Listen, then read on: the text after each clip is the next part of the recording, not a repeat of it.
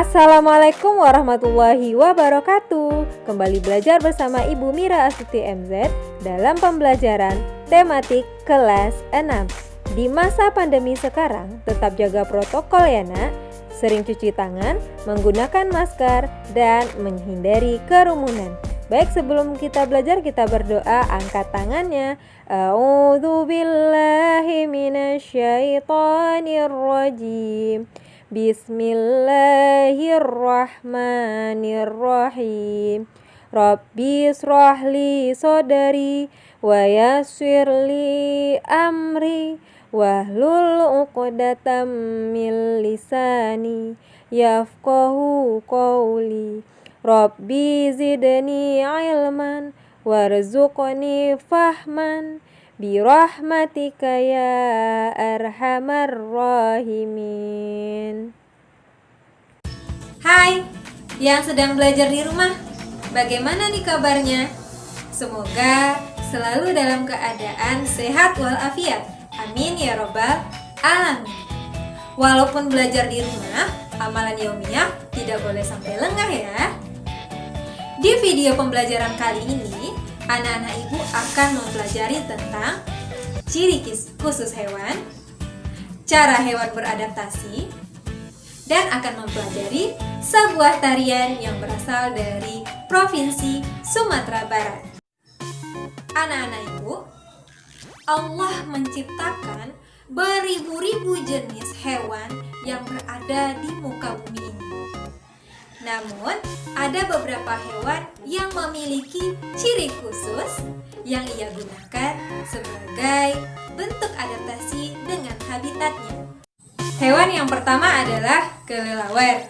Kelelawar memiliki ciri khusus, yaitu ekolokasi. Ekolokasi adalah kemampuan yang dimiliki makhluk hidup dalam mendeteksi keadaan sekitar melalui bunyi dan mendengarkan kembali pantulannya. Yang kedua, cicak. Cicak memiliki kemampuan khusus atau ciri khusus yang disebut dengan autotomi. Artinya, dapat memutuskan ekornya. Yang ketiga adalah bunglon. Ciri khusus bunglon disebut dengan mimikri. Dapat merubah bentuk, merubah warna sesuai dengan lingkungan keadaan sekitar. Selanjutnya ada walang sangit. Walang sangit memiliki ciri khusus, yaitu mengeluarkan bau yang sangat tajam. Tujuannya untuk menghindari diri dari musuh. Terakhir ada cumi-cumi.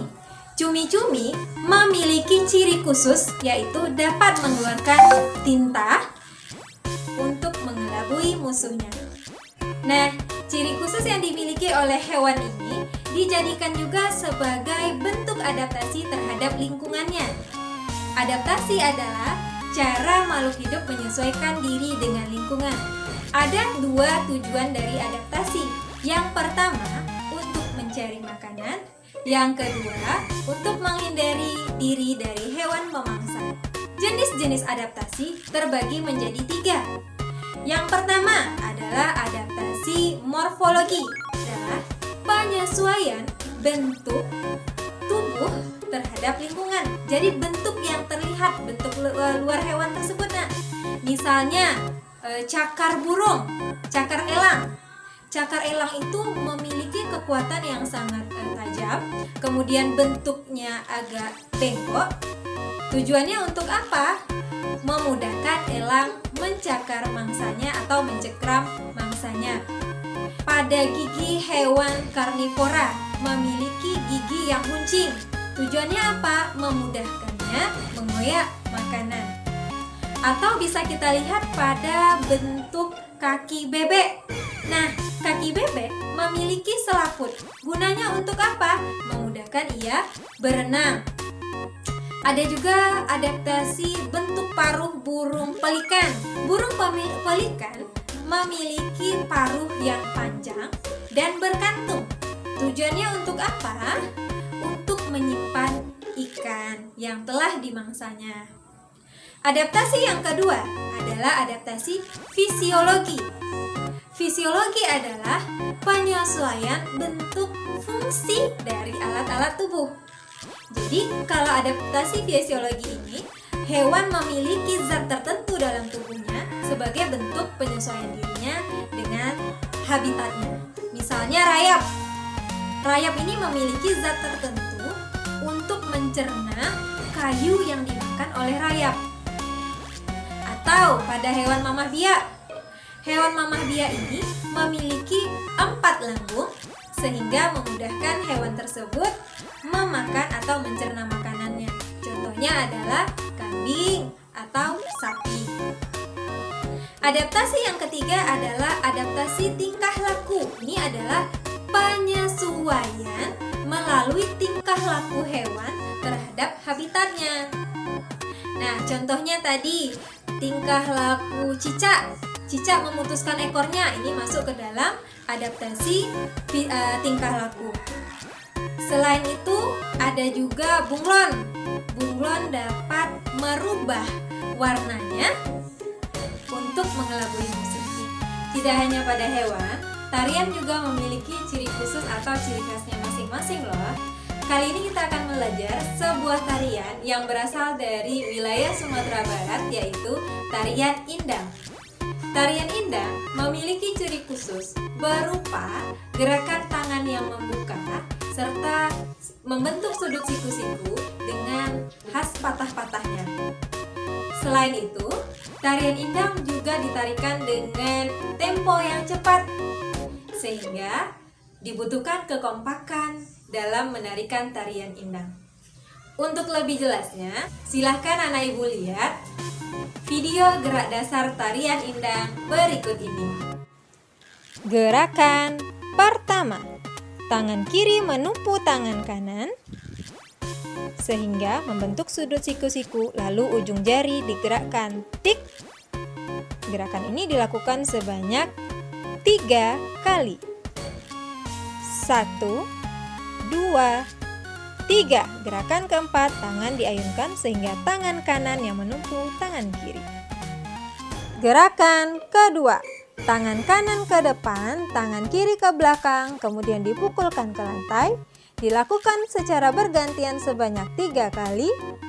1, 2, 3. Kemudian tangan membentuk sudut siku-siku, tangan kiri menumpu tangan kanan. Gerakan ketiga, tangan kiri ke depan, tangan kanan ke belakang, kemudian memukul lantai. Dilakukan secara bergantian sebanyak 3 kali. 1, 2, 3. Kemudian tangan ditarik membentuk sudut siku-siku. Gerakan keempat, posisi badan ke arah kanan. Kedua tangan diletakkan di atas paha kanan, tangan kanan di atas tangan kiri, sambil menggoyangkan tangan dan kaki sebanyak 4 kali. 1, 2, 3, 4. Gerakan kelima, posisi badan ke arah kiri. Kedua tangan diletakkan di atas paha kiri, tangan kiri di atas tangan kanan. Kemudian tangan dan kaki digerakkan sebanyak 4 kali. 1, 2, 3, 4. Setelah menonton video, saatnya anak ibu mengerjakan latihan SBDP nomor 1-5. Kerjakan di dalam buku latihannya.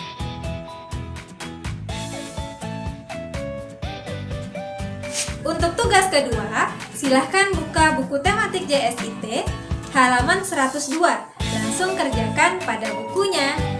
Nah, dalam pembelajaran kali ini, kita dapat menyimpulkan bahwa kemampuan makhluk hidup untuk beradaptasi sangat penting demi kelangsungan hidupnya. Tidak hanya hewan, manusia pun perlu beradaptasi atau menyesuaikan diri dengan kondisi lingkungan dan takdir yang Allah berikan padanya. Sebagai makhluk Allah, kita semua wajib berprasangka baik atas semua takdir yang Allah berikan kepada kita. Dalam surat Al-Baqarah ayat 216, boleh jadi kamu membenci sesuatu padahal ia amat baik bagimu, dan boleh jadi kamu menyukai sesuatu padahal ia amat buruk bagimu. Allah mengetahui sedang kamu tidak mengetahui. Nah, dengan berprasangka baik akan mendatangkan energi positif yang membuat hidup kita penuh dengan rasa kebahagiaan. Mari kita selalu berprasangka baik kepada Allah dengan cara bersyukur dan bersabar atas segala sesuatu yang Allah berikan kepada kita. Kalau ada yang belum dipahami, silahkan putar ulang videonya atau bisa buka buku tematik CSIT tema 2 halaman 72-74, 97-100, atau boleh bertanya langsung pada Ibu. Ibu akhiri dengan wassalamualaikum warahmatullahi wabarakatuh.